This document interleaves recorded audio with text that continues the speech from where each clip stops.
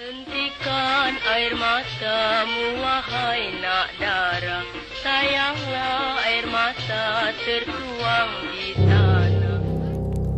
Ibu bilang, rezeki tidak akan pernah tertukar. Hujan tak pernah berhenti, sama seperti rasa sakit di hatiku. Mereka pergi, dan aku ditinggal sendirian.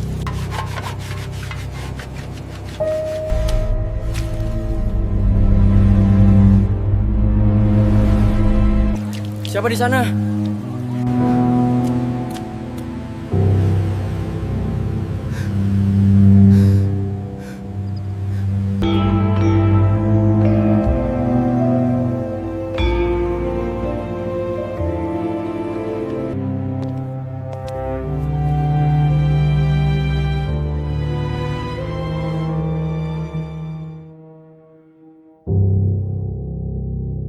Asrul adalah seorang anak tunggal dari keluarga sederhana di Indramayu yang hidupnya berubah drastis setelah kehilangan kedua orang tuanya hanya dalam waktu 40 hari. Di tengah duka yang mendalam, ia harus bertahan hidup di bawah tekanan Paman Yit yang memperlakukannya dengan tidak adil dan merampas hak-haknya sebagai anak yatim. Berbekal pesan terakhir ibunya untuk menjaga kejujuran dan ibadah, Asrul memutuskan merantau ke Jakarta untuk mengubah nasib. Perjalanannya tidaklah mudah. Dari menjadi penjaga toko di lorong pasar yang penuh misteri mistis, hingga menjadi gelandangan di sebuah masjid yang berbatasan dengan pemakaman, Asrul terus diuji oleh berbagai kejadian di luar nalar. Namun, ketulusannya dalam menolong seorang kakek renta yang kelaparan justru menjadi titik balik yang membawa perubahan besar. Melalui bisnis parfum dan perdagangan kayu, ia berhasil membangun kekayaan yang melimpah. Namun di balik kesuksesan materinya, Asrul harus menghadapi ujian batin mengenai kehadiran buah hati dalam pernikahannya. Dapatkah Asrul mempertahankan prinsip kejujurannya di tengah kerasnya dunia bisnis? Dan mampukah ia menemukan kedamaian sejati atas segala kehilangan yang pernah ia alami?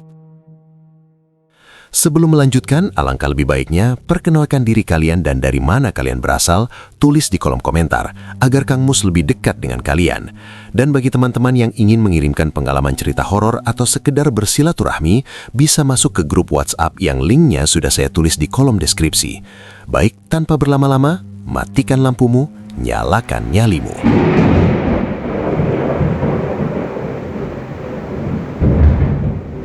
Indramayu pada tahun 90-an adalah sebuah wilayah yang masih sangat tenang, di mana deru mesin kendaraan belum seramai sekarang. Di sebuah sudut desa yang asri, hiduplah satu keluarga kecil yang dikenal sangat rukun oleh para tetangga. Di tengah kehangatan keluarga itu, ada seorang anak laki-laki bernama Asrul. Sebagai anak tunggal, ia tumbuh dalam pengawasan penuh kasih sayang dari kedua orang tuanya yang luar biasa sederhana, namun memiliki etos kerja yang tinggi. Ayah Asrul adalah definisi nyata dari seorang pejuang keluarga. Lelaki itu seolah memiliki alergi terhadap waktu luang. Bagi beliau, berdiam diri tanpa melakukan apapun adalah sebuah beban pikiran. Jika tidak sedang berada di sawah, tangannya pasti sibuk memperbaiki sesuatu di sekitar rumah. Entah itu membetulkan kaki kursi yang mulai reyot, memperkuat pagar bambu yang miring, atau sekedar membersihkan saluran air. Asrul sering melihat ayahnya keluar menuju semak belukar di belakang rumah dengan sebilah kapak yang sudah tajam diasah. "Mau kemana lagi, Pak? Matahari saja belum terlalu tinggi," tanya Asrul suatu pagi saat melihat ayahnya sudah bersiap dengan tali tambang di bahu. Ayahnya tersenyum sambil mengusap kepala Asrul yang masih kecil. "Cari harta karun buat ibu di dapur, Rul. Kalau tidak ada dahan kering, tungku kita tidak akan berasap hari ini." Bagi sang ayah, dahan-dahan kering di hutan kecil itu adalah elemen penting yang memastikan kehidupan mereka terus berputar. Keluarga Asrul memang masih memegang teguh tradisi lama. Mereka belum menggunakan kompor minyak tanah, apalagi gas. Tungku tanah liat yang menggunakan kayu bakar menjadi pusat segala aktivitas rumah tangga mereka. Asap yang mengepul dari sela-sela genting setiap pagi adalah penanda paling akurat bahwa kehidupan di rumah itu sedang berlangsung dengan penuh kehangatan. Jika sang ayah adalah tulang punggung yang menjaga rumah tetap berdiri tegak, maka sang ibu adalah jantung yang memberikan detak kehidupan bagi mereka. Ibu Asrul mengelola sebuah warung nasi sederhana di depan rumah. Di mata penduduk desa, wanita itu memiliki reputasi yang sangat harum. Orang-orang sering bergurau bahwa tangan ibu memiliki kekuatan sakti dalam racik bumbu. Sebenarnya, warung itu hanyalah bangunan kayu yang amat sederhana dengan atap seng yang akan bersuara sangat bising setiap kali hujan turun. Namun aroma masakan yang keluar dari sana mampu memikat selera siapapun yang melintas di depannya. Mulai dari buruh tani yang hendak pergi ke sawah, orang tua yang mengantar anak sekolah, hingga pegawai kantoran, semuanya seringkali mampir untuk sekadar sarapan atau membungkus bekal. Asrul sering mengamati ibunya melayani pelanggan dengan sangat telaten. Senyumnya tidak pernah pudar, meskipun uap panas dari kuali besar menyapu wajahnya setiap saat. Keramahan itulah yang membuat pelanggan merasa sangat dihargai dan betah untuk kembali lagi. "Ibu tidak capek kalau harus bangun sepagi ini setiap hari?" tanya Asrul suatu ketika sambil membantu menata piring-piring bersih di rak kayu. "Lelah itu pasti ada, Nak. Tapi melihat orang makan dengan lahap dan pulang dengan perut kenyang itu jadi obat buat ibu. Rizki itu bukan cuma uang, tapi juga kepercayaan orang pada masakan kita," jawab ibu sambil tangannya tetap cekatan mengaduk sayur lodeh di atas tungku. Pola hidup yang disiplin ini secara tidak langsung membentuk kepribadian Asrul sejak dini. Setiap hari, sekitar pukul 2 dini hari, saat anak-anak seusianya masih terlelap dalam mimpi yang paling dalam, Asrul sudah terbangun. Ia tidak terbangun karena jam weker, melainkan karena suara gemericik air sumur dan bunyi retakan kayu bakar yang mulai dilalap api di dapur. Dalam keheningan subuh yang menggigit kulit, ia menyaksikan harmoni luar biasa antara ayah dan ibunya. Mereka bekerja sama tanpa banyak bicara, seolah sudah tahu tugas masing-masing. Sang ayah akan menimba air untuk mengisi bak mandi dan membantu menyiapkan bahan-bahan masakan yang berat, seperti memarut kelapa atau menumbuk bumbu dalam porsi besar. Sementara sang ibu mulai meracik berbagai macam masakan yang akan dijajakan pagi itu.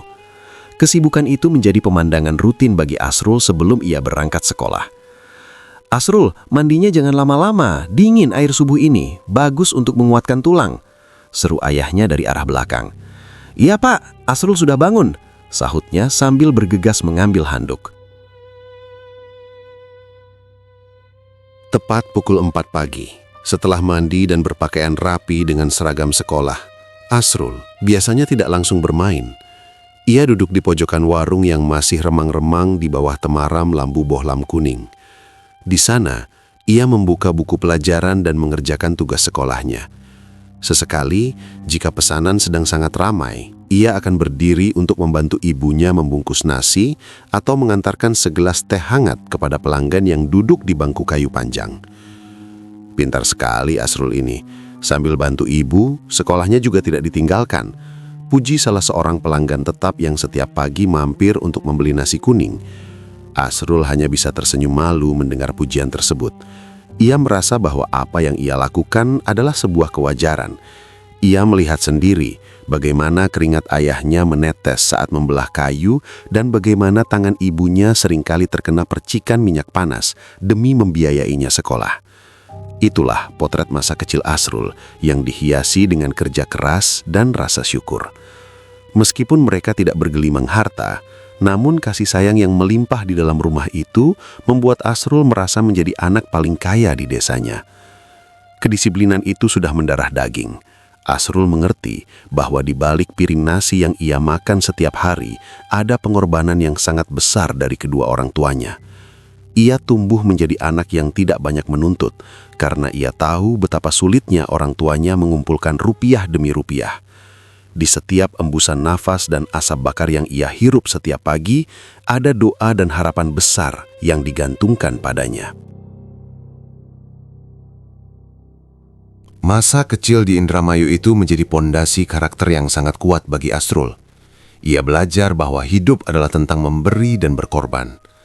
Ia melihat betapa indahnya kerukunan ketika ayah dan ibunya saling mendukung tanpa ada keluhan yang keluar dari bibir mereka. Warung nasi itu bukan sekedar tempat usaha, tapi laboratorium kehidupan, tempat Asrul belajar tentang etika, kejujuran, dan bagaimana cara menghargai orang lain.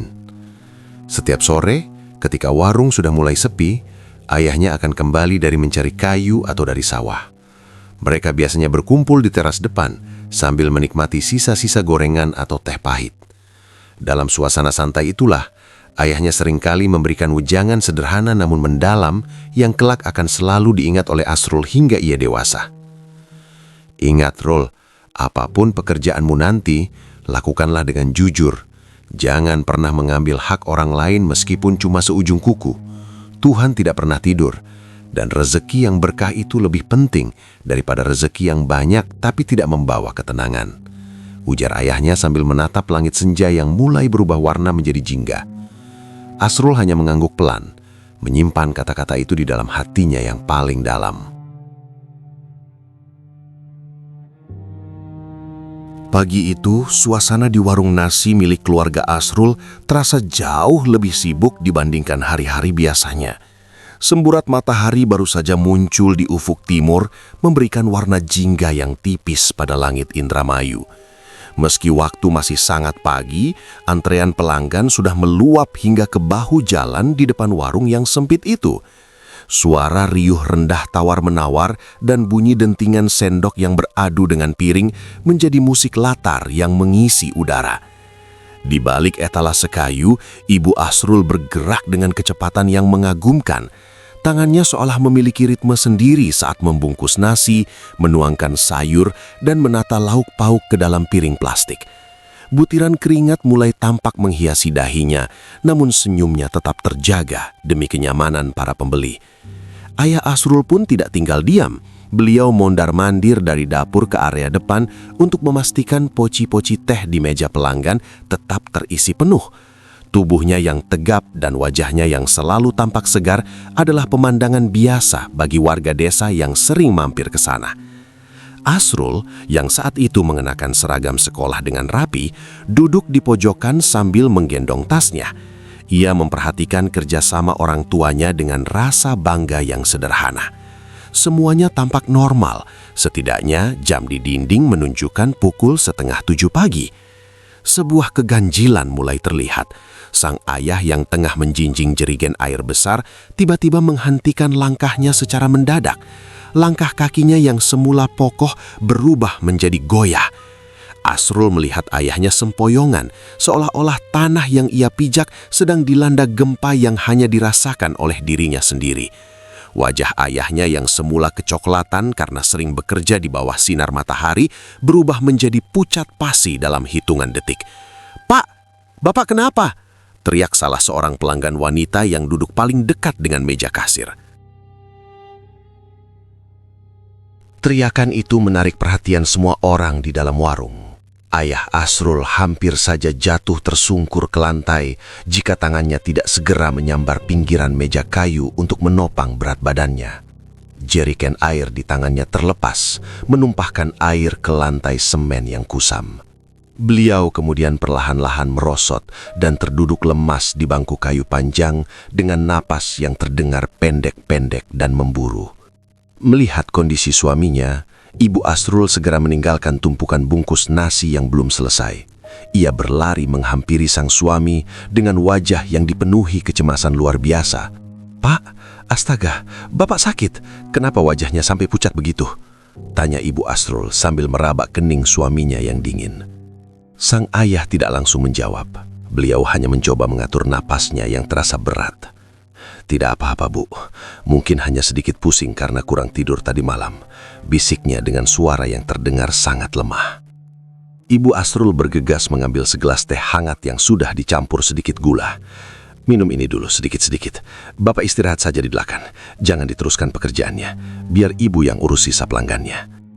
Asrul hanya bisa menatap kejadian itu dari kejauhan. Perasaannya mulai tidak enak.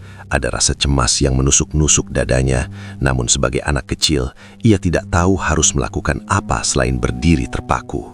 Ia melihat ibunya membantu sang ayah untuk duduk lebih bersandar agar napasnya sedikit lebih lega.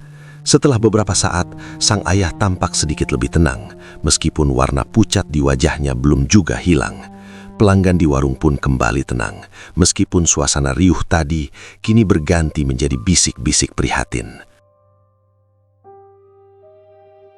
Namun, jeda istirahat itu rupanya hanyalah ketenangan sesaat sebelum badai besar datang. Hanya berselang beberapa menit setelah sang ayah merasa sedikit lebih baik dan berniat kembali membantu di bagian belakang dapur, sebuah suara dentuman yang sangat keras memecah keheningan. Perang! Suara itu berasal dari ember besi yang jatuh dan berguling di atas lantai semen dapur dengan suara nyaring yang memekakkan telinga. Orang-orang di warung tersentak. Ibu Asrul dan beberapa pelanggan pria segera berlari menuju sumber suara di bagian belakang. Asrul ikut berlari menyusul, namun langkahnya terhenti di ambang pintu dapur. Pemandangan di depannya adalah kenyataan pahit yang tidak akan pernah ia lupakan seumur hidupnya. Sang ayah sudah tergeletak di lantai dapur yang dingin. Tubuhnya kaku seketika dalam posisi yang tidak wajar. Matanya masih setengah terbuka, namun binar kehidupan yang biasanya terpancar dari sana telah lenyap sepenuhnya. Beliau tidak lagi bernapas. Kematian menjemputnya dengan sangat cepat di tengah hiruk-pikuk warung yang selama ini menjadi ladang pengabdiannya bagi keluarga. "Bapak, bangun Pak, jangan bercanda seperti ini," jerit Ibu Asrul histeris. Beliau menjatuhkan dirinya di samping tubuh suaminya, mengguncang-guncangkan bahu sang suami dengan sisa tenaga yang ada. Air mata langsung tumpah membasahi wajahnya. "Tolong, siapa saja tolong bantu suami saya!" Jeritan itu memecah kebisingan pasar desa yang mulai ramai di pagi hari.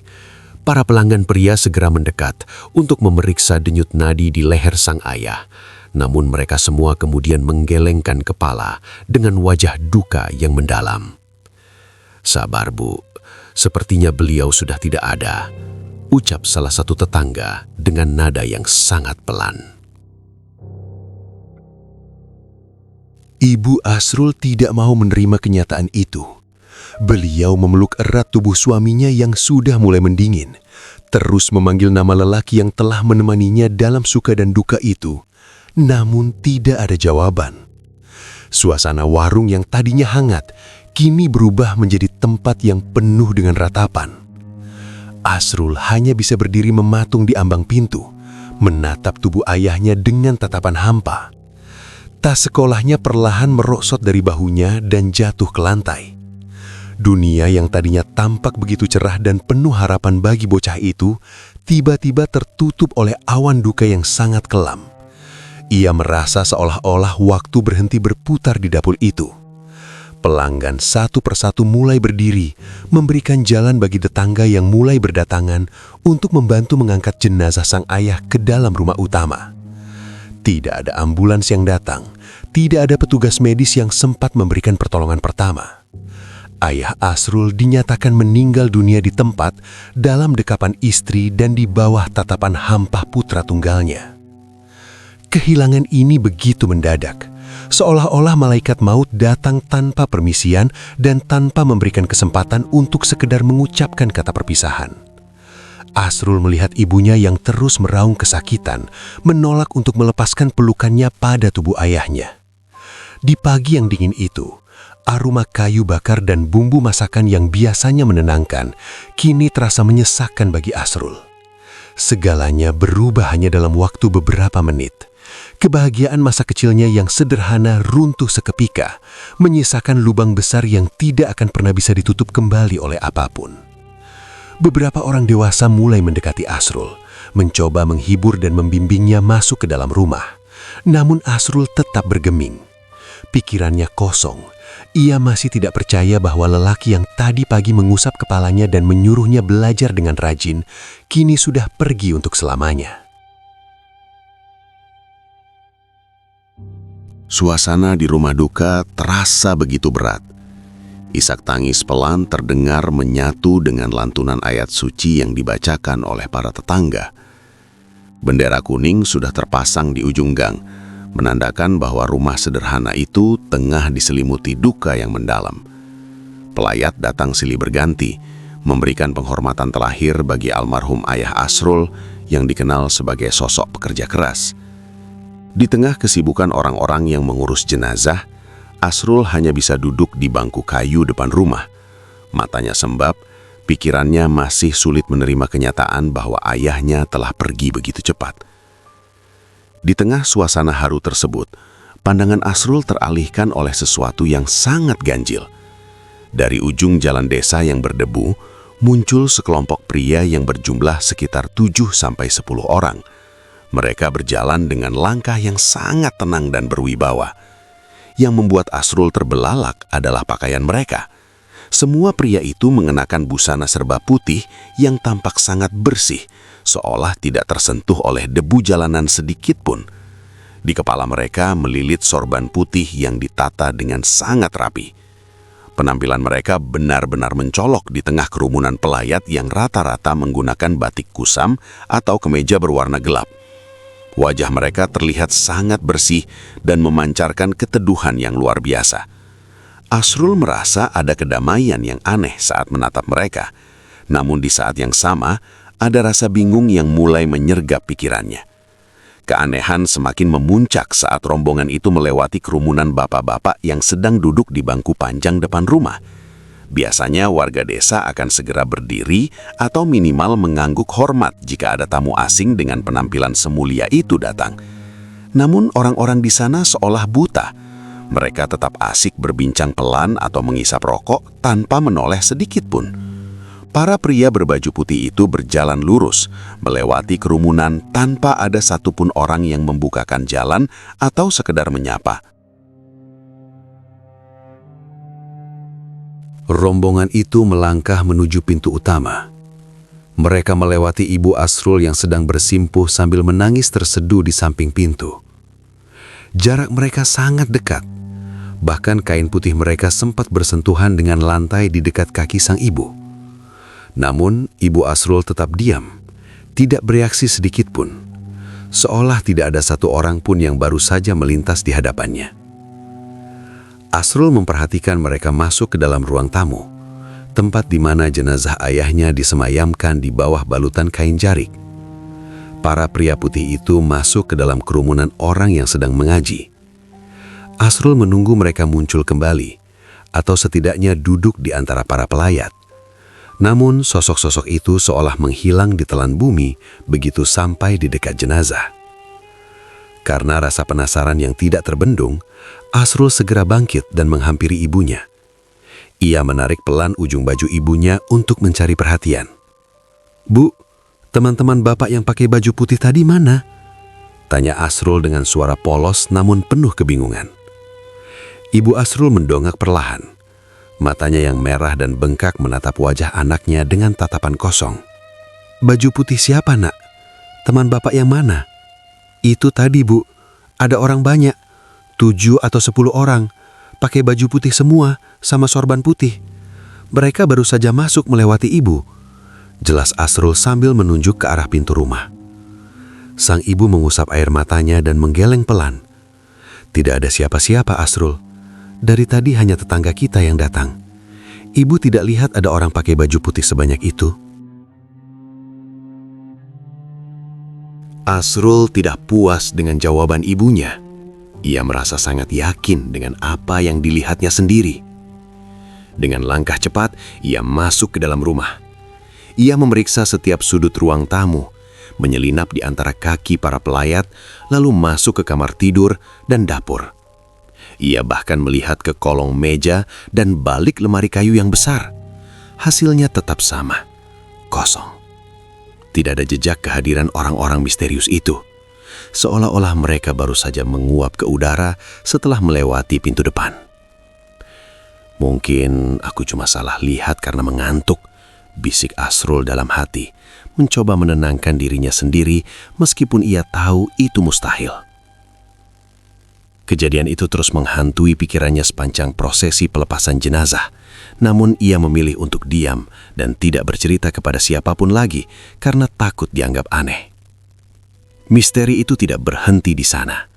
Puncaknya terjadi saat jenazah sang ayah dibawa ke tempat pemakaman umum di ujung desa. Suasana di pemakaman sangat ramai. Langit tampak mendung seolah ikut berduka. Saat peti jenazah diletakkan di pinggir liang lahat dan para penggali kubur bersiap menurunkannya, Asrul kembali melihat rombongan itu. Kelompok pria berbusana putih itu tiba-tiba sudah berdiri tegak di antara para pelayat lainnya. Mereka membentuk barisan yang rapi di sisi kiri liang makam. Kali ini, jarak mereka sangat dekat dengan Asrul, hanya terhalang oleh beberapa orang tetangga. Asrul bisa melihat dengan sangat jelas betapa putihnya pakaian mereka, seolah memancarkan cahaya tipis di bawah langit yang redup. Wajah mereka tetap tenang, tidak ada raut sedih ataupun bahagia, hanya sebuah keteduhan yang tidak bisa dijelaskan dengan kata-kata. Asrul kembali memperhatikan reaksi pelayat di sekitarnya. Seorang bapak yang berdiri tepat di samping pria berbaju putih itu tampak sedang asyik membetulkan letak sarungnya, sama sekali tidak merasa terganggu atau menyadari ada sosok tinggi besar di sampingnya. Asrul mencoba mendekat, namun kerumunan orang yang ingin melihat proses pemakaman membuatnya terdesak di satu titik. "Ayo, pelan-pelan turunkan," perintah Pak RT kepada para petugas makam. Tepat ketika liang makam mulai ditutup dengan tanah pertama yang dilemparkan oleh keluarga inti, Asrul berkedip sejenak. Dan dalam satu kedipan itu, sosok-sosok pria berbaju putih itu lenyap secara tiba-tiba. Padahal prosesi pemakaman belum selesai dan area di sekitar makam masih sangat padat. Tidak mungkin mereka bisa keluar dari kerumunan itu dalam sekejap tanpa menarik perhatian. Asrul mengucek matanya, memastikan bahwa ia tidak sedang berhalusinasi. Namun tempat di mana pria-pria itu berdiri kini sudah diisi oleh pelayat lain yang berdesakan.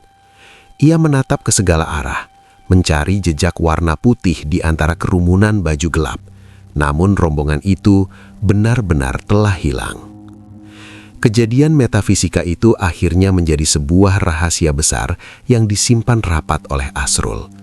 Di usianya yang masih sangat muda, ia menyadari bahwa ada dunia yang tidak kasat mata yang mungkin hadir untuk memberikan penghormatan terakhir bagi ayahnya. Meskipun ia tidak tahu siapa mereka sebenarnya, kehadiran sosok-sosok berbaju putih itu memberikan sedikit rasa tenang di hatinya. Baginya, itu adalah kenangan spiritual yang menandai kepergian sang ayah untuk selamanya ke tempat yang lebih baik. Asrul pulang dari pemakaman dengan membawa sebuah misteri yang tidak terjawab, sebuah pengalaman yang membuatnya sadar bahwa perjalanan ayahnya tidak berakhir begitu saja di liang lahat. Setelah tanah makam ayah Asrul masih basah, kehidupan di rumah itu tidak pernah benar-benar kembali normal. Kepergian sang kepala keluarga membawa perubahan yang sangat menyakitkan pada diri ibu Asrul. Wanita yang sebelumnya dikenal sangat energik dan murah senyum itu, kini seolah kehilangan jiwanya. Beliau berubah menjadi sosok yang pendiam dan tampak seperti bayangan dari dirinya yang dulu. Hanya dalam hitungan minggu, tubuh ibu merosot tajam menjadi sangat kurus. Tulang pipinya menonjol dan matanya selalu terlihat sayu dengan lingkaran hitam yang dalam di bawahnya. Beliau menderita insomnia akut. Setiap malam dihabiskan dengan melamun menatap dinding kamar atau memandangi baju almarhum suaminya. "Rul, tolong belikan jamu serbuk di warung depan," pinta ibu suatu malam dengan suara yang sangat serak. Asrul yang saat itu sedang merapikan buku sekolah segera bangkit. "Ibu pusing lagi. Ini sudah malam kedua ibu terus-terusan minum jamu." Kepala ibu rasanya mau pecah kalau tidak minum itu. Hanya itu yang bisa buat ibu sedikit mengantuk, jawabnya sambil memijat pelipis. Lama-kelamaan, jamu serbuk itu bukan lagi sekedar obat, melainkan ketergantungan. Tanpa jamu tersebut, sang ibu tidak akan bisa memejamkan mata sama sekali hingga fajar menyingsing. Asrul merasa sangat khawatir melihat ketergantungan ibunya. Namun ia tidak memiliki kuasa untuk melarang karena rasa sakit yang dirasakan sang ibu tampak begitu nyata. Meskipun kondisi fisiknya semakin melemah, sang ibu tetap bersikeras untuk membuka warung nasi. Baginya, warung itu adalah satu-satunya penyambung hidup dan cara untuk mengusir rasa sepi.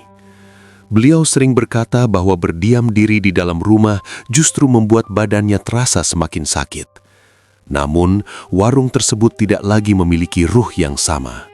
Cita rasa masakannya terkadang hambar, seolah tangan sakti sang ibu ikut hilang bersama kepergian suaminya. Pelanggan pun mulai berkurang drastis. Warung yang biasanya riuh itu kini seringkali sepi. Di saat tidak ada pembeli, sang ibu sering terlihat melamun di atas kursi kayu atau bahkan ketiduran dengan posisi yang sangat tidak nyaman. Penduduk desa yang merasa iba sesekali datang untuk membantu memasak atau sekedar menemani mengobrol. "Mbak, istirahat dulu, biar saya yang bantu goreng tempenya," ujar seorang tetangga suatu sore.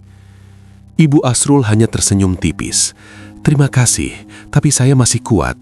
Kalau saya diam saja, saya malah teringat bapaknya Asrul terus." Melihat hal itu, para tetangga menyadari bahwa duka yang dirasakan wanita ini sudah terlalu dalam. Tidak ada kata-kata penghibur yang sanggup menyembuhkan lukanya. Segala perhatian dan bantuan dari luar seolah hanya lewat begitu saja tanpa menyentuh inti kesedihannya. Waktu terus berjalan hingga tiba pada hari ke-40 sejak meninggalnya sang ayah. Sesuai tradisi di desa mereka, keluarga besar dan tetangga berkumpul untuk mengadakan acara tahlilan. Suara lantunan doa dan zikir menggema di seluruh sudut ruangan rumah yang sempit itu. Di bagian belakang, para wanita sibuk menyiapkan nasi berkat dan kue-kue untuk dibagikan kepada jamaah yang hadir. Asrul duduk di barisan depan di samping pamannya. Ia mengikuti setiap untayan doa dengan khusyuk, berharap sang ayah mendapatkan tempat terbaik di sisi Tuhan. Namun, di tengah kekhusyukan doa yang sedang mencapai puncaknya, sebuah teriakan melengking memecah suasana dari arah dapur. "Tolong! Tolong! Mbak jatuh!" teriak salah seorang ibu-ibu tetangga dengan suara penuh ketakutan. Zikir seketika terhenti. Semua pria yang ada di ruang tamu segera bangkit dan berlari menuju bagian belakang rumah. Asrul berada di barisan paling depan. Jantungnya berdegup sangat kencang karena firasat buruk kembali menyergapnya. Di atas lantai dapur yang dingin, Ibu Asrul sudah jatuh tergeletak. Wajahnya terlihat sangat tenang, hampir seperti orang yang sedang tidur pulas. Namun, kulitnya terasa sangat dingin saat disentuh. Paman Asrul segera mencoba memeriksa denyut nadi dan nafasnya. "Bu, ibu bangun, jangan tinggalin Asrul!" teriak Asrul sambil mengguncang-guncang tubuh ibunya yang sudah tidak lagi memberikan reaksi. Suasana menjadi sangat kacau. Beberapa orang mencoba mencari bantuan medis, namun di desa terpencil seperti itu, segalanya memerlukan waktu. Sayangnya, maut bekerja jauh lebih cepat daripada pertolongan manusia. Sebelum bantuan apapun tiba, sang ibu dinyatakan telah menghembuskan nafas terakhirnya. Hanya dalam kurun waktu 40 hari, Asrul kehilangan dua pilar utama dalam hidupnya. Asrul berdiri di depan pintu dapur dengan tatapan yang sangat kosong. Ia melihat orang-orang mulai sibuk mengurus jenazah ibunya, sama seperti mereka mengurus jenazah ayahnya belum lama ini. Rasa kehilangan yang datang bertubi-tubi itu membuat bocah berusia 9 tahun tersebut kehilangan arah. Ia tidak menangis meraung-raung seperti sebelumnya. Ia justru terdiam membisu, seolah jiwanya ikut pergi bersama kedua orang tuanya. Ia kini resmi menyandang status sebagai anak yatim piatu. Dunia yang sebelumnya ia kenal penuh dengan aroma kayu bakar dan kehangatan masakan ibu, kini terasa begitu asing dan dingin. Di tengah kerumunan pelayat yang mulai berdatangan kembali, seorang pria bernama Pak Rangga mendekatinya. Pak Rangga adalah orang terkaya sekaligus paling dermawan di desa itu. Beliau berjongkok di depan Asrul dan memeluk bahunya yang kecil. "Sabar ya nak, ini ujian berat buat kamu. Jangan takut, sekolahmu akan Bapak tanggung sampai lulus. Kamu tidak sendirian," bisik Pak Rangga dengan nada yang sangat tulus. Asrul hanya mengangguk pelan tanpa mengeluarkan satu kata pun. Meskipun ada bantuan materi yang dijanjikan, ia menyadari bahwa hidupnya tidak akan pernah sama lagi. Tidak ada lagi yang akan membangunkannya di sepertiga malam dengan lembut. Tidak ada lagi yang akan menyiapkan sarapan hangat atau menunggunya pulang sekolah di depan warung. Malam yang kelam itu menjadi titik balik bagi Asrul. Di bawah langit desa yang mendung, ia harus belajar menjadi dewasa jauh sebelum waktunya. Ia menyadari bahwa rumah yang dulu penuh dengan cinta kini hanyalah sebuah bangunan kayu yang sunyi. Perjalanan hidup yang sebenarnya baru saja bermulai. Sebuah perjalanan panjang yang harus ia tempuh sendirian tanpa genggaman tangan ayah dan ibu. Setelah tanah makam ibunya masih basah, Asrul harus mengemasi barang-barangnya yang sedikit ke dalam sebuah kardus kusam. Ia harus meninggalkan rumah penuh kenangan itu untuk pindah ke rumah Paman Yit, adik tiri mendiang ayahnya. Meskipun Pak Rangga yang dermawan telah menjamin biaya sekolahnya, urusan makan dan tempat tinggal sepenuhnya berada di bawah kendali sang paman. Disinilah Asrul mulai menyadari bahwa dunia tidak selalu ramah kepada anak yatim piatu. Di rumah Paman Yit, Asrul tidak pernah benar-benar dianggap sebagai anggota keluarga. Paman Yit memiliki 3 orang anak, dan perbedaan perlakuan di rumah itu sangat mencolok. Saat jam makan tiba, meja makan akan dipenuhi dengan aroma lauk yang menggugah selera untuk anak-anak paman. Namun bagi Asrul, piringnya seringkali hanya berisi nasi putih yang mulai dingin. "Paman, boleh saya minta sedikit sayurnya?" tanya Asrul dengan suara lirih suatu siang, menatap mangkuk sayur yang masih berisi setengah. Paman Yit hanya meliriknya dengan tatapan dingin tanpa menghentikan kunyahannya. "Nasi itu sudah cukup. Kamu itu menumpang, jadi jangan banyak menuntut. Masih beruntung kamu bisa makan hari ini." Asrul menunduk. Ia mengambil sedikit garam dari dapur dan menaburkannya di atas nasi. Terkadang jika beruntung, ia mendapatkan sisa kuah yang hampir habis. Ketidakadilan ini tidak berhenti pada masalah perut. Asrul diperlakukan layaknya seorang pelayan di rumah itu. Setiap hari sebelum matahari terbit dan sebelum teman-teman sekolahnya terbangun, Asrul sudah harus berada di sumur. Ia menimba air berpuluh-puluh kali untuk mengisi bak mandi yang besar. Setelah itu, ia harus menyapu halaman luas yang dipenuhi dedaunan kering. Kesibukannya berlanjut saat ia pulang sekolah.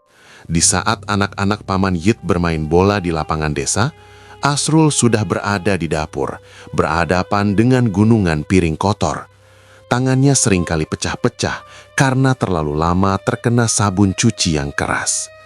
Ia juga tidak pernah memegang uang jajan sepeser pun. Semua uang pemberian Pak Rangga diatur sepenuhnya oleh Paman Yit, dan Asrul tidak pernah tahu kemana sisa uang tersebut mengalir.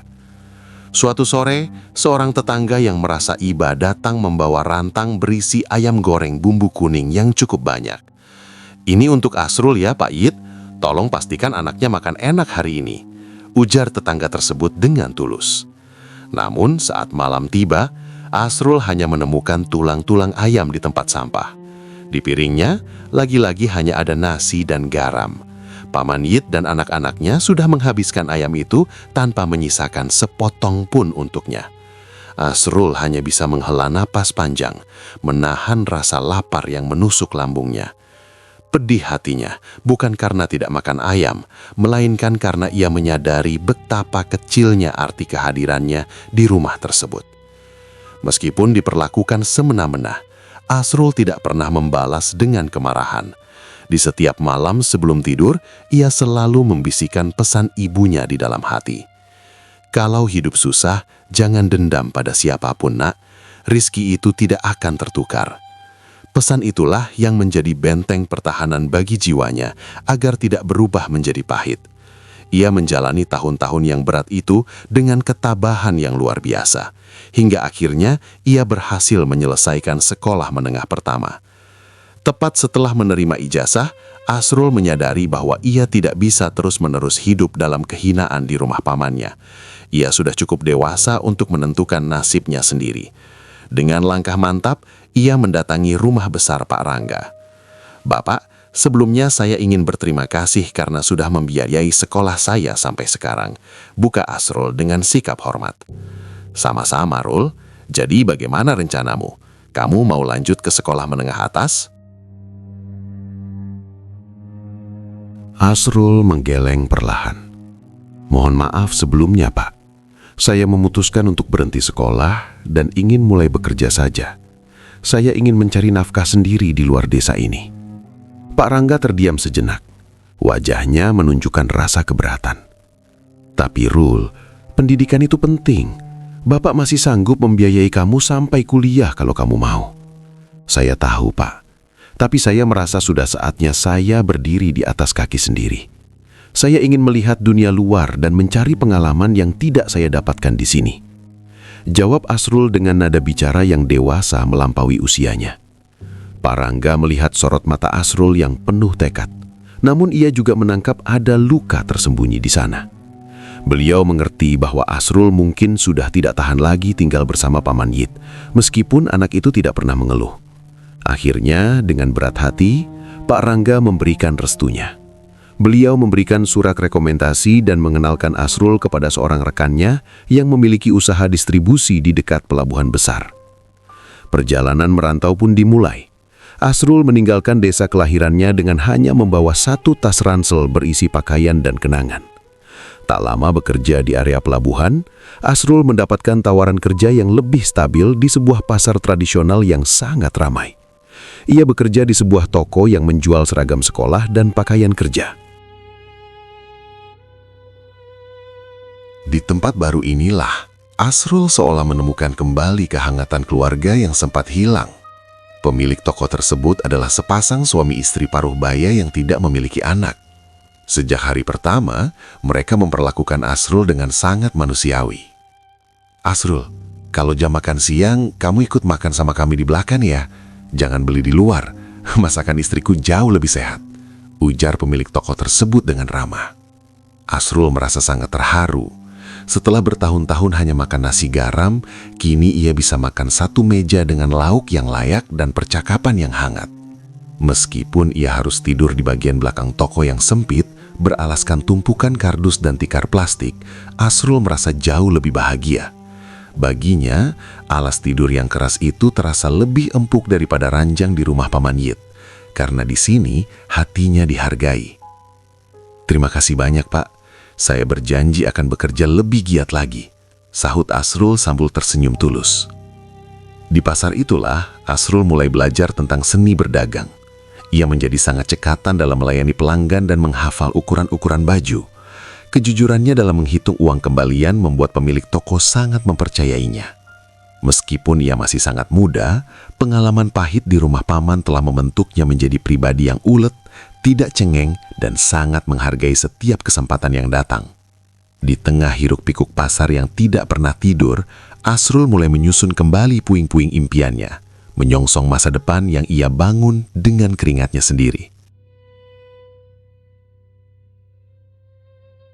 Pasar tradisional tempat Asrul bekerja adalah labirin beton yang bising dan penuh energi saat siang hari.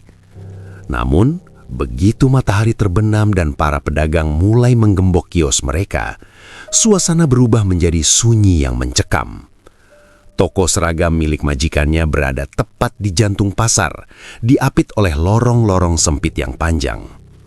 Karena belum memiliki tempat tinggal sendiri, Asrul diberi izin untuk menginap di dalam toko guna menjaga keamanan barang dagangan. Malam pertama menginap, Asrul baru saja mematikan lampu utama dan berbaring di atas tikar plastik yang dilapisi kardus.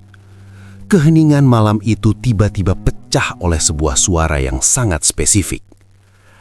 Tek, tek, tek. Bunyi kerikil kecil menghantam pintu besi rolling door toko terdengar sangat jelas. Asrul tersentak dan duduk tegak. Ia berpikir mungkin ada teman sesama penjaga pasar yang sedang iseng. "Siapa di luar?" teriak Asrul sambil berjalan mendekati pintu. Tidak ada jawaban. Dengan ragu, ia menarik tuas kunci dan mengangkat pintu besi itu sedikit. Bunyi derit besi yang beradu memecah kesunyian lorong pasar. Asrul melongokkan kepalanya keluar, namun yang ia temukan hanyalah lorong pasar yang kosong melompong. Hanya ada 1 atau 2 lampu jalan yang berkedip karena hampir mati, memberikan pencahayaan yang remang dan tidak stabil. Keesokan harinya, Asrul menceritakan kejadian itu kepada seorang pedagang kopi senior yang lapaknya berada di ujung gang. Lelaki tua itu hanya tersenyum sambil mengaduk kopinya. "Baru malam pertama ya, Mas? Sudah, jangan terlalu dipikirkan. Pasar ini usianya lebih tua dari kita semua. Anggap saja itu salam kenal dari penghuni sini," ujar pedagang kopi itu dengan santai. Namun, gangguan-gangguan kecil itu terus berlanjut. Bukan hanya suara kerikil, terkadang Asrul mendengar suara langkah kaki berat yang mondar-mandir di depan toko. Namun setiap kali diperiksa, hasilnya selalu nihil. Pengalaman mistis ini mencapai tingkat baru saat Asrul melihat sosok yang lebih nyata. Suatu sore, ketika matahari mulai turun dan aktivitas pasar mulai melambat, Asrul sedang menyapu lantai di depan toko. Dari sudut matanya, ia melihat sesosok nenek tua berjalan bungkuk di ujung lorong. Nenek itu mengenakan daster panjang berwarna abu-abu yang sudah sangat kusam, dengan rambut putih panjang yang terurai berantakan. Asrul merasa ada yang tidak beres. Meskipun jalannya bungkuk, kecepatan nenek itu tidak masuk akal. Beliau bergerak begitu cepat melewati deretan kios yang sudah tutup, seolah-olah kakinya tidak benar-benar menyentuh lantai semen. Asrul mencoba memanggilnya, berniat menawarkan bantuan atau sekedar menyapa. "Nek, mau kemana sore-sore begini?" seru Asrul. Sosok itu tidak menoleh sedikit pun dan langsung menghilang di balik tikungan lorong yang buntu. Asrul mengejarnya hingga ke tikungan tersebut, namun ia hanya menemukan tumpukan peti kayu kosong. Tidak ada celah bagi manusia untuk bersembunyi di sana. Keanehan ini terus berulang. Bahkan saat toko sedang sangat ramai oleh pembeli di jam sibuk, Asrul beberapa kali menangkap sosok nenek itu berdiri diam di pojokan dalam toko.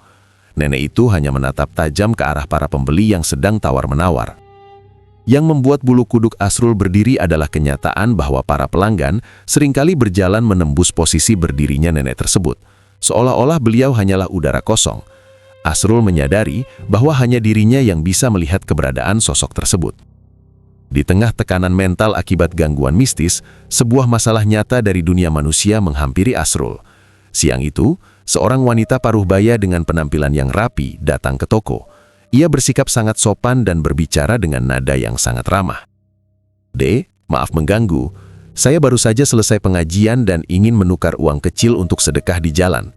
Apa boleh saya tukar uang 200.000 ini dengan lembaran 10 ribuan?" tanya wanita itu sambil tersenyum hangat. Melihat penampilan wanita yang religius dan bicaranya yang santun, Asrul kehilangan kewaspadaannya. Tanpa curiga, ia mengambil 20 lembar uang 10.000 dari laci kasir dan menyerahkannya kepada wanita tersebut. Wanita itu mengucapkan terima kasih dengan sangat tulus sebelum bergegas pergi meninggalkan pasar. Baru sekitar 10 menit kemudian, saat majikan Asrul datang untuk mengecek pembukuan, kebenaran pahit itu terungkap. Ketika Asrul menyerahkan lembaran uang 200.000 rupiah tadi, sang majikan langsung mengerutkan dahi. "Asrul, uang siapa ini?" tanya sang majikan sambil meraba tekstur kertas uang tersebut. "Tadi ada ibu-ibu menukar uang untuk sedekah, Pak," jawab Asrul polos. Sang majikan menghela nafas panjang dan menggelengkan kepala. "Ini uang palsu, Rul. Teksturnya terlalu licin dan warnanya luntur kalau terkena air sedikit. Kamu tertipu." Asrul merasa dunianya runtuh seketika. Uang 200.000 rupiah adalah jumlah yang sangat besar baginya saat itu. Ia merasa sangat berdosa karena telah mengecewakan majikan yang sudah begitu baik padanya. Meskipun sang majikan tidak memarahinya secara kasar dan hanya menasihatinya agar lebih berhati-hati, rasa bersalah di hati Asrul tetap menghujam dalam. Malam harinya, Asrul tidak bisa memejamkan mata. Di tengah tumpukan kardus baju seragam, ia menggelar sajadah. Ia melaksanakan sholat tahajud dengan penuh kehusyukan, mencurahkan segala kesedihan dan rasa bersalahnya kepada Tuhan. Ia memohon perlindungan dari tipu daya manusia dan gangguan makhluk halus yang seringkali mengusiknya. Ya Allah, hamba hanya ingin mencari nafkah yang halal. Lindungilah hamba dari segala fitnah dan mara bahaya, bisiknya dalam sujud yang panjang. Setelah sholat, Asrul jatuh tertidur karena kelelahan secara mental. Di dalam tidurnya, ia mengalami sebuah mimpi yang terasa sangat nyata, hampir seperti sebuah penglihatan. Ia melihat dirinya sendiri berdiri di depan toko dalam suasana pasar yang sangat sunyi. Tiba-tiba, dari kegelapan lorong muncul seorang wanita. Wanita itu mengenakan kerudung berwarna kuning muda, masker kain putih yang menutupi separuh wajahnya, dan celana kain berwarna abu-abu. Ia memegang sebuah tas plastik hitam. Wanita itu tidak bicara. Ia hanya berdiri diam sekitar 3 meter di depan Asrul, menatapnya dengan sorot mata yang sangat tajam dan dingin. Bayangan wanita dengan kombinasi pakaian tersebut tertanam sangat kuat dalam ingatan Asrul hingga ia terbangun saat azan subuh berkumandang. Asrul duduk di atas tikarnya dengan nafas yang sedikit terengah. Keringat dingin membasahi punggungnya. Ia merasa mimpi itu adalah sebuah jawaban atau mungkin sebuah peringatan yang sangat penting. Kerudung kuning muda, masker putih, celana abu-abu. Gumam Asrul berulang kali agar tidak lupa. Pagi itu, saat ia mulai membuka pintu besi toko dan membersihkan lantai, ada perasaan tegang yang menggelayati hatinya. Matahari di atas pasar tradisional itu mulai bergeser ke arah barat. Namun hawa panas masih terasa menyengat di dalam lorong yang padat. Bagi Asrul, hari itu bukan sekedar hari kerja biasa. Sejak membuka mata di waktu subuh, ingatannya terus terpaku pada detail mimpi yang sangat jelas. Ia merasa ada sesuatu yang sedang menunggunya di antara kerumunan orang. Meskipun aktivitas toko seragam sedang berada di puncaknya, kewaspadaan Asrul tidak kendor sedikit pun. Ia melayani pembeli dengan tangan yang cekatan, namun matanya terus memindai setiap orang yang melintas di depan kios. Waktu menunjukkan pukul 3:30 sore. Suasana toko sedang sangat ramai karena bertepatan dengan musim masuk sekolah. Di tengah kebisingan suara tawar-menawar, jantung Asrul tiba-tiba berdegup kencang. Dari kejauhan, di antara arus berjalan kaki, ia menangkap sosok yang membuat darahnya berdesir. Seorang wanita berjalan dengan langkah tenang menuju arah tokonya. Pakaiannya benar-benar serupa dengan penglihatan dalam mimpinya semalam. Ia mengenakan kerudung berwarna kuning muda, masker kain putih yang menutupi separuh wajah, dan celana kain berwarna abu-abu. Tanpa memedulikan bungkusan seragam yang sedang ia pegang, Asrul segera keluar dari balik meja kasir. Ia tidak ingin kehilangan momentum. Begitu wanita itu berada tepat di depan pintu toko, Asrul langsung melangkah maju dan mencengkram pergelangan tangannya dengan kuat. "Berhenti di sini, Bu," seru Asrul dengan nada suara yang tegas dan bergetar karena emosi. "Apa-apaan ini? Lepaskan tangan saya. Kurang ajar sekali kamu ya." Keributan itu seketika memancing kerumunan. Para pedagang tetangga dan pengunjung pasar mulai berkumpul melingkari mereka. Majikan Asrul yang sedang berada di bagian dalam toko bergegas keluar karena mendengar suara gaduh di depan kiosnya. "Ada apa ini, Asrul? Kenapa kamu memegang tangan ibu ini?" tanya sang majikan dengan wajah penuh kebingungan. "Pak, ini wanita yang kemarin menukar uang palsu di toko kita. Saya sangat yakin, meskipun dia pakai masker," jawab Asrul tanpa melepaskan cengkramannya.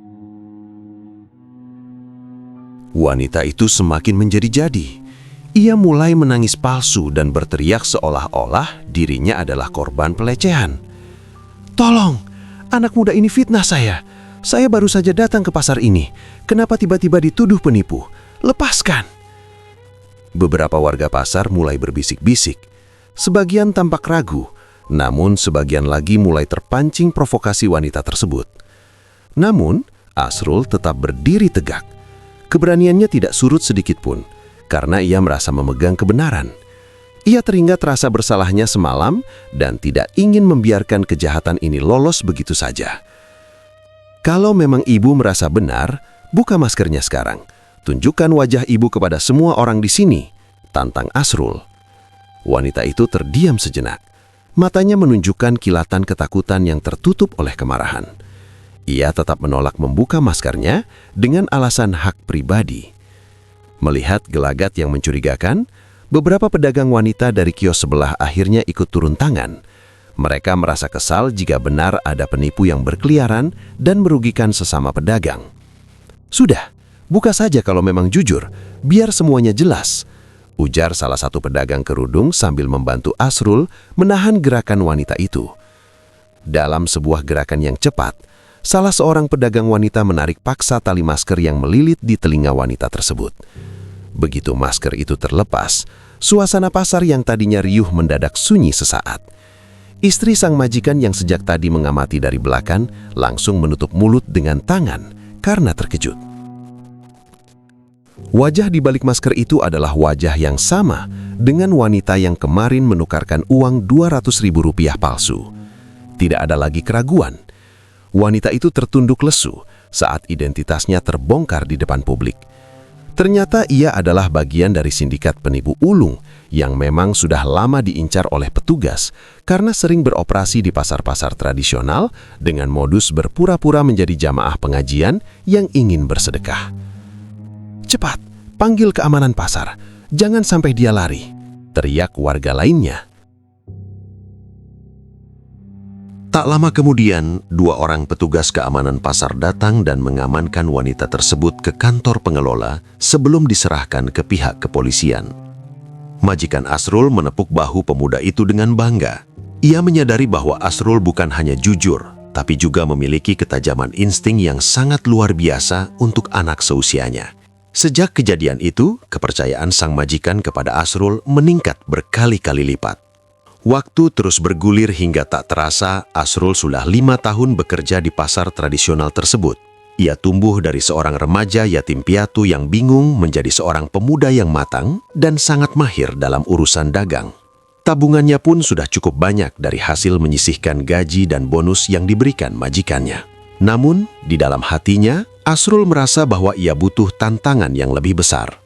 Suatu malam, ia memberanikan diri berbicara kepada majikannya di sela-sela waktu istirahat. "Pak, Bu, sebelumnya saya ingin mengucapkan terima kasih yang sebesar-besarnya karena sudah menganggap saya seperti anak sendiri selama 5 tahun ini." Majikannya menatap Asrul dengan tatapan haru. "Ada apa, Rul? Kok bicaranya serius sekali?" "Saya merasa sudah waktunya bagi saya untuk mengadu nasib ke Jakarta. Saya ingin mencoba hidup di ibu kota dan mencari pengalaman baru di sana," jawab Asrul dengan nada yang mantap namun penuh hormat. Meskipun merasa sangat kehilangan karena Asrul sudah menjadi tangan kanan yang sangat diandalkan, sang majikan tidak ingin menghalangi masa depan pemuda tersebut. Mereka tahu bahwa Asrul memiliki potensi yang jauh lebih besar daripada sekedar menjaga toko seragam selamanya. "Jakarta itu keras, Rul, tapi ibu tahu kamu anak yang kuat dan jujur. Jaga dirimu baik-baik di sana. Jangan pernah tinggalkan sholat," pesan istri majikannya sambil meneteskan air mata. Hari keberangkatan pun tiba. Asrul berpamitan dengan penuh haru kepada semua pedagang di pasar yang selama ini sudah mengenalnya dengan baik.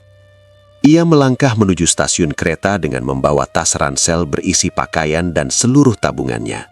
Sambil menatap lorong pasar untuk terakhir kalinya, Asrul membisikkan doa syukur. Pasar ini telah mendewasakannya dan memberinya pelajaran berharga tentang dunia yang tidak terlihat maupun dunia yang nyata. Jakarta menyambut kedatangan Asrul dengan kebisingan yang seolah memekakkan telinga. Deru mesin kendaraan, klakson yang bersaut-sautan, dan kepulan asap polusi menjadi pemandangan yang sangat kontras dengan ketenangan desa asalnya di Indramayu. Di dalam gerbong kereta menuju stasiun akhir, Asrul duduk berdekatan dengan seorang pria tua bernama Pak Ahmad. Sepanjang perjalanan, pria itu tidak banyak bicara dan hanya terlihat khusyuk memutar butiran tasbih sambil berzikir. Melihat Asrul yang tampak kebingungan membawa tas ransel besar, Pak Ahmad memulai percakapan. "Mau merantau kemana, Nak? Sudah ada tempat tinggal di Jakarta?" tanya beliau dengan nada kebapakan. Asrul menggeleng pelan sambil tersenyum sungkan. "Belum ada, Pak. Saya rencana mau cari kontrakan murah atau menumpang di masjid dulu sampai dapat kerjaan." Merasa iba, Pak Ahmad menawarkan bantuan yang sangat tulus. Beliau mengundang Asrul untuk menginap di rumahnya yang terletak di daerah Jakarta Barat. Namun, sifat dasar Asrul yang tidak ingin merepotkan orang lain membuatnya hanya bertahan selama 2 hari di sana. Meskipun Pak Ahmad dan keluarganya sangat baik, Asrul merasa sudah saatnya ia berjuang sendiri. Dengan modal keberanian dan sisa uang tabungan, ia memutuskan untuk berjalan kaki menyusuri jalanan ibu kota yang keras hingga langkahnya sampai ke wilayah Tangerang. Keberuntungan sempat berpihak padanya saat ia diterima bekerja di sebuah rumah makan. Sayangnya, nasib baik itu tidak bertahan lama. Setelah 4 bulan bekerja, rumah makan tersebut terpaksa gulung tikar karena sepi pembeli. Sekali lagi, Asrul harus merasakan getirnya menjadi tunahusma di tengah kota besar. Tanpa pekerjaan dan tanpa tempat tinggal, ia memanggul kembali tas ranselnya yang berat. Langkah kakinya membawa Asrul berhenti di depan sebuah masjid besar yang tampak sangat megah. Arsitekturnya indah dengan kubah yang menjulang tinggi. Namun ada satu hal unik yang menarik perhatiannya. Masjid ini berbatasan langsung dengan area pemakaman umum yang sangat luas. Hanya sebuah pagar besi setinggi dada yang memisahkan area suci masjid dengan barisan nisan yang bisu membeku. Bagi kebanyakan orang, pemandangan itu mungkin terasa menyeramkan, namun tidak bagi Asrul. Dekat dengan kematian justru memberinya rasa tenang yang aneh.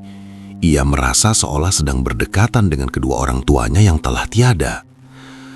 Saat hari mulai gelap dan gerbang masjid mulai ditutup, Asrul memutuskan untuk beristirahat di teras masjid yang berlantai keramik dingin. Pintu utama masjid sudah dikunci rapat oleh pengurus sejak jam 10 malam. Asrul merebahkan tubuhnya yang lelah, berbantalkan tas ransel. Angin malam bertiup cukup kencang, menembus jaket tipis yang ia kenakan. Di tengah tidur yang tidak nyenyak, sekitar pukul 2 dini hari, seseorang menyentuh bahunya dengan lembut. "Dek, bangun. Jangan tidur di luar. Udaranya sangat dingin." Suara itu terdengar sangat tenang dan sejuk. Asrul membuka mata dengan perlahan. Di depannya berdiri seorang pemuda yang tampak sangat rapih. Pemuda itu mengenakan baju koko putih bersih dan sarung yang senada. Wajahnya tidak terlihat terlalu jelas karena pencahayaan yang temaram, namun kehadirannya memberikan rasa aman. "Tapi pintunya terkunci, Bang," jawab Asrul sambil berusaha mengumpulkan kesadarannya.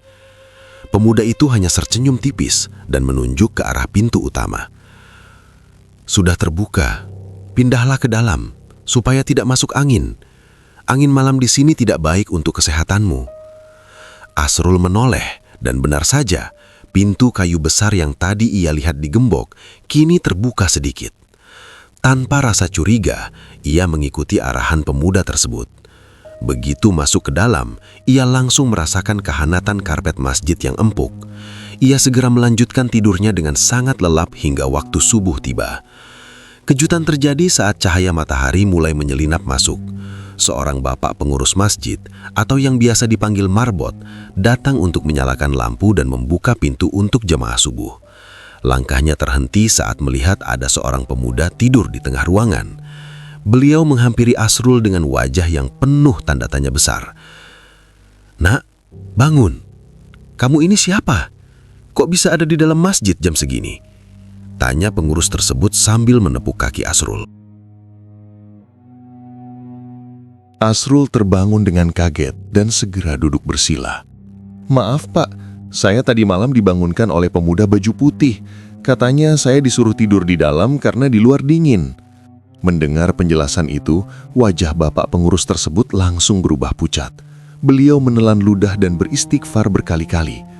"Masya Allah, Nak, saya ini yang pegang kunci masjid. Semalam saya sendiri yang menggembok pintu utama, dan saya tidak pernah membukanya sampai pagi ini. Bahkan gemboknya masih terkunci dari luar saat saya datang tadi." Asrul tertegun. Ia yakin betul bahwa pemuda itu yang membukakan pintu untuknya. "Tapi Pak, orangnya sopan sekali, pakai baju koko putih bersih." Bapak pengurus itu menghela nafas panjang dan duduk di dekat Asrul. "Kamu orang baik sepertinya. Masjid ini memang dikenal ada penjaganya. Makhluk halus di sini adalah jin muslim yang soleh. Mereka sering membantu orang yang niatnya tulus untuk beribadah. Tapi sebaliknya, kalau ada yang berniat jahat atau tidak sopan, pernah ada kejadian orang bangun-bangun sudah dipindahkan ke tengah pemakaman sana. Bulu kuduk Asrul merinding mendengar cerita itu. Namun ia merasa bersyukur karena telah dilindungi. Kejadian ini semakin menguatkan keyakinannya bahwa Tuhan tidak akan pernah membiarkan hambanya terlunta-lunta selama ia tetap menjaga ketaatannya. Beberapa saat setelah jamaah subuh bubar, Asrul masih duduk di teras masjid, merenungi nasibnya. Di saat itulah, seorang pria sebaya dengannya menghampiri. Pria itu tampak sibuk merapikan beberapa botol kecil di dalam tas jinjinnya. Namanya Mas Ilham. "Baru merantau ya? Saya lihat dari tadi wajahmu tampak bingung," sapa Mas Ilham dengan ramah. "Iya bang, habis kena PHK dari rumah makan," jawab Asrul jujur. Mas Ilham senyum sambil menunjukkan botol parfum di tangannya. "Mau coba jualan ini tidak? Namanya parfum non-alkohol, cocok buat orang yang habis sholat. Kamu tidak butuh modal, cukup bantu saya pasarkan saja, nanti hasilnya kita bagi 2. Pertemuan di masjid itu ternyata menjadi pintu rezeki baru bagi Asrul. Ia merasa ini adalah jawaban dari doa-doanya selama tidur di bawah penjagaan sosok misterius tersebut. Asrul menerima tawaran itu dengan penuh semangat. Ia mulai belajar mengenal berbagai macam aroma parfum, cara menawarkan barang ke orang asing, dan bagaimana membangun kepercayaan pelanggan. Bersama Mas Ilham, Asrul memulai langkah barunya sebagai penjual parfum keliling.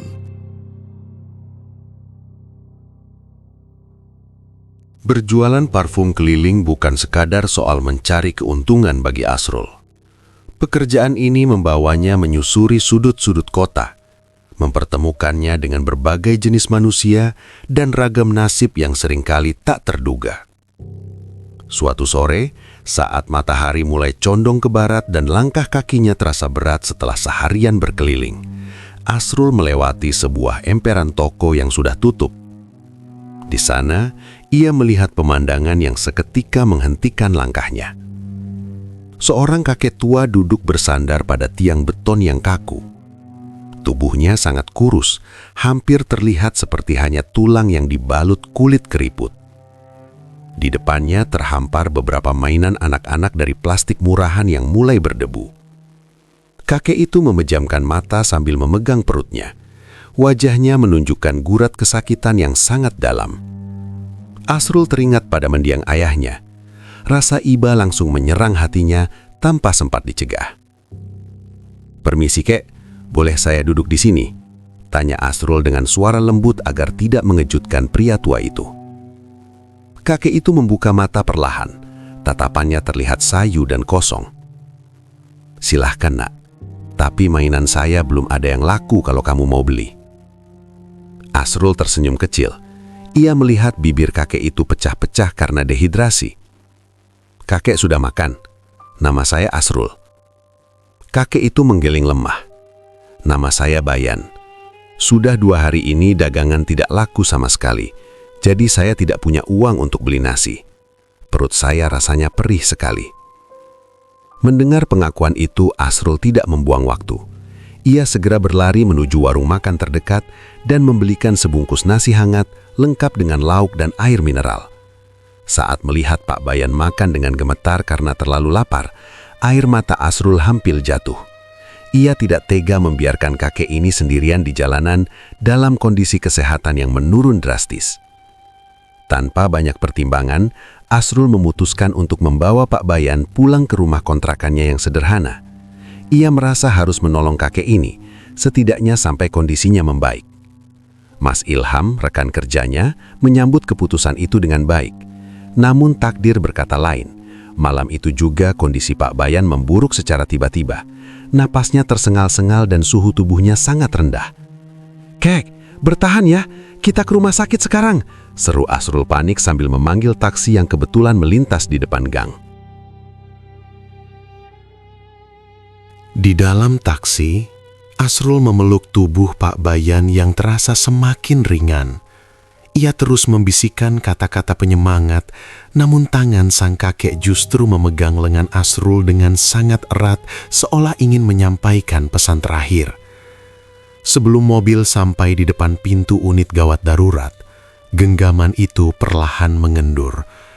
Pak Bayan menghembuskan nafas terakhirnya tepat di dalam pelukan Asrul. Kematian Pak Bayan meninggalkan lubang sedih di hati Asrul. Ia merasa kehilangan sosok ayah untuk kedua kalinya.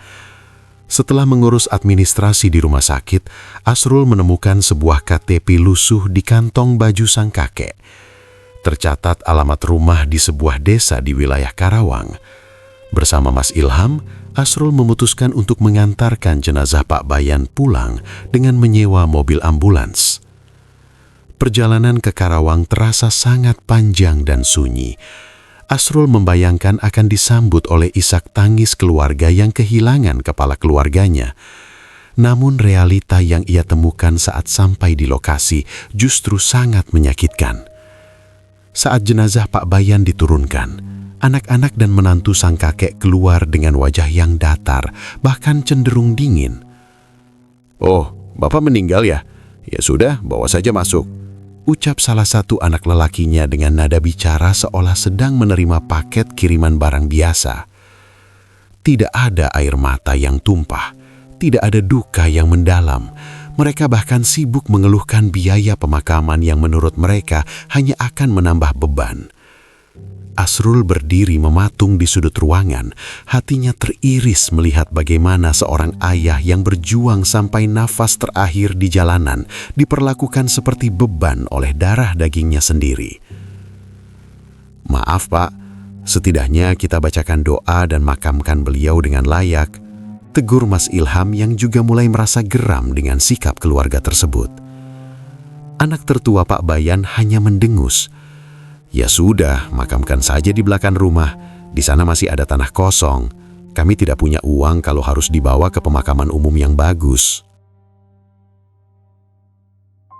Asrul dan Mas Ilham akhirnya turun tangan langsung membantu prosesi pemakaman hingga selesai. Setelah nisan kayu sederhana tertancap, Asrul berlutut sebentar dan berdoa. Ia merasa sangat sedih karena Pak Bayan tidak mendapatkan kasih sayang yang layak di akhir hayatnya dari keluarganya sendiri. Sebelum matahari tenggelam, Asrul dan Mas Ilham memutuskan untuk segera pulang ke Jakarta, tidak ingin berlama-lama di rumah yang terasa begitu dingin secara emosional itu. Beberapa malam setelah kejadian di Karawang, Asrul mengalami sebuah mimpi yang sangat indah. Ia berada di sebuah taman yang sangat hijau dan wangi. Di tengah taman itu, ia melihat sosok Pak Bayan. Namun pemandangan itu sangat berbeda. Sang kakek terlihat sangat sehat, badannya berisi dan wajahnya memancarkan cahaya putih yang bercahaya. Beliau tersenyum sangat lebar ke arah Asrul. "Terima kasih ya Asrul, kamu sudah memberikan kehangatan yang tidak pernah saya dapatkan sebelumnya. Semoga hidupmu selalu harum dan penuh berkah," ucap Pak Bayan dalam mimpi tersebut sebelum akhirnya sosoknya menghilang perlahan. Asrul terbangun dengan perasaan yang sangat damai. Anehnya, keajaiban seolah terjadi seketika setelah mimpi itu. Pagi harinya, saat sedang merapikan botol-botol parfum, telepon selulernya berdering. Itu adalah panggilan dari seorang pengusaha besar yang memiliki jaringan toko oleh-oleh. "Halo, apa benar ini Mas Asrun? Saya menemukan selebaran parfum Anda yang terselip di majalah lama saya. Saya tertarik untuk memesan dalam jumlah besar, kira-kira 1000 botol untuk tahap pertama sebagai souvenir di jaringan toko saya. Bisa kita bertemu hari ini?" Suara di seberang telepon itu terdengar sangat serius. Asrul hampir tidak percaya dengan pendengarannya. 1000 botol adalah angka yang tidak pernah terbayangkan sebelumnya. Seolah-olah pintu rezeki yang selama ini tertutup, kini dibuka lebar-lebar oleh Tuhan sebagai balasan atas ketulusannya merawat Pak Bayan. Sejak hari itu, usaha parfum Asrul dan Mas Ilham meledak luar biasa. Pesanan datang bertubi-tubi dari berbagai pihak. Tabungan Asrul meningkat pesat dalam waktu singkat. Perubahan ekonomi yang signifikan ini memungkinkan Asrul untuk mulai menata hidupnya dengan lebih profesional. Ia menyadari satu hal yang pasti, jalan kebaikan yang ia lalui dengan tulus, meski seringkali pahit, pada akhirnya akan memberikan keharuman yang abadi dalam hidupnya. Rezeki yang ia terima bukan sekedar keberuntungan, melainkan buah dari doa orang-orang yang pernah ia bantu dengan hati yang bersih. Waktu seolah berjalan begitu cepat, membawa Asrul pada sebuah fase kehidupan yang jauh berbeda dari masa lalunya yang kelam. Kini, pemuda yang dulu tidur beralaskan kardus di lorong pasar itu telah sampai pada titik di mana ia bisa menikmati ketenangan. Kerja keras dan ketulusan hati yang ia tanam selama bertahun-tahun mulai membuahkan hasil yang manis. Dari keuntungan bisnis parfum yang sempat meledak, Asrul tidak menghamburkan uangnya untuk kemewahan sesaat. Ia dengan cerdas memutar kembali modalnya dengan membeli beberapa unit mobil. Kendaraan-kendaraan tersebut kemudian ia sewakan sebagai armada transportasi yang menjadi sumber penghasilan pasif bagi dirinya. Meskipun kini ia sudah memiliki kehidupan yang mapan dan tidak lagi harus memikul tas berat berisi botol parfum di bawah terik matahari, Asrul tidak pernah melupakan asal-usulnya. Ia tetap menjaga hubungan baik dengan Mas Ilham, sosok yang dulu memberinya peluang di saat ia tidak memiliki apa-apa.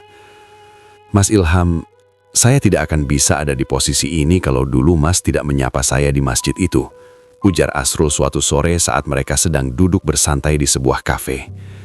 Mas Ilham tertawa sambil menepuk bahu Asrul. Sudahlah Rul, itu memang sudah jalanmu. Saya hanya perantara, kamunya saja yang gigih dan jujur. Kini Asrul sedang merintis bisnis baru yang terasa sangat emosional bagi dirinya, yaitu perdagangan kayu gaharu dan kayu manis. Bisnis ini tidak ia pilih secara kebetulan. Setiap kali ia mencium aroma kayu-kayuan tersebut, pikirannya langsung melayang kembali ke masa kecilnya di Indramayu. Ia teringat bagaimana ayahnya setiap hari masuk ke semak belukar untuk mencari kayu bakar demi menyambung hidup. Baginya, bisnis kayu ini adalah cara untuk menghormati kegigihan sang ayah. Jika dulu ayahnya mencari kayu untuk bertahan hidup, kini Asrul mengelola kayu untuk membangun masa depan. Kehidupan pribadi Asrul pun berjalan dengan penuh kedamaian.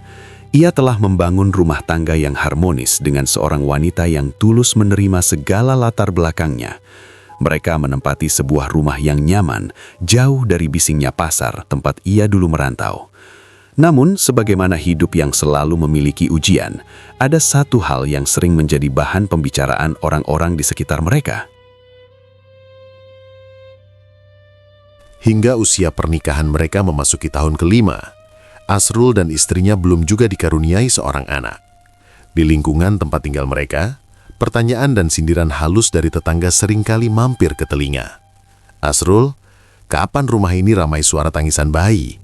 Sudah 5 tahun loh, apa tidak coba berobat? Tanya seorang kerabat dalam sebuah acara pertemuan keluarga. Asrul hanya tersenyum tenang, tidak ada raut kemarahan atau kesedihan di wajahnya. Ia menggenggam tangan istrinya dengan erat sebelum menjawab, "Anak itu rezeki dan amanah dari Tuhan, Pak. Kami sudah berusaha, tapi waktunya kapan, itu hak mutlak Sang Pencipta. Kami tidak ingin memaksakan kehendak yang justru bisa merusak kebahagiaan kami sekarang." Bagi Asrul, ketenangan hati jauh lebih berharga daripada sekedar pembuktian status kepada orang lain yang seringkali memandang rendah atau mengasihani tanpa dasar. Ia dan istrinya memilih untuk mengisi waktu mereka dengan kegiatan sosial dan saling mendukung dalam ibadah.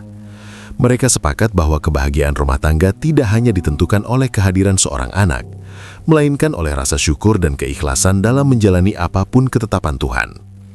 Sepanjang perjalanan hidupnya yang penuh lika-liku, Asrul telah membuktikan bahwa kejujuran dan ketekunan adalah kunci utama dalam menghadapi badai apapun. Ia telah melewati masa kecil yang sangat pahit sebagai seorang yatim piatu yang terbuang di rumah paman. Ia telah merasakan dinginnya lantai pasar dan pengalaman mistis yang menguji nyalinya. Ia juga sudah mencicipi kerasnya perjuangan di belantara Jakarta hingga titik terendah menjadi gelandangan. Semua ujian berat itu berhasil ia lalui karena satu pegangan utama yang selalu ia ingat dari pesan ibunya. Jangan pernah meninggalkan sholat dan jangan pernah mencari rizki dengan cara yang haram. Prinsip sederhana itulah yang menjaganya tetap tegak berdiri. Ia tidak pernah tergiur untuk berbuat curang, meskipun kesempatan itu seringkali ada di depan mata. Ibu benar, gumam Asrul suatu malam saat ia sedang melaksanakan sholat malam di ruang kerjanya. Rizki yang berkah akan membawa ketenangan meski jalannya harus penuh air mata terlebih dahulu. Kisah hidup Asrul kini menjadi inspirasi bagi orang-orang yang mengenalnya. Ceritanya menjadi pengingat yang kuat bahwa kebaikan sekecil apapun tidak akan pernah sia-sia. Tindakannya menolong Pak Bayan, seorang kakek yang hampir mati kelaparan di jalanan, ternyata menjadi pembuka gerbang rizki yang luar biasa besar dalam hidupnya. Tuhan membalas ketulusannya dengan cara yang tidak pernah ia duga sebelumnya. Asrul tetap hidup dengan sederhana. Ia tidak merasa perlu menonjolkan kekayaannya. Ia lebih suka dikenal sebagai orang yang selalu siap membantu sesama yang sedang mengalami kesulitan, terutama anak-anak yatim yang membutuhkan biaya sekolah. Ia ingin menjadi Pak Rangga baru bagi anak-anak yang memiliki nasib seperti dirinya dulu. Di usianya yang kini semakin matang, Asrul menyadari bahwa kekayaan sejati bukanlah pada banyaknya mobil yang ia miliki atau besarnya saldo di rekening banknya.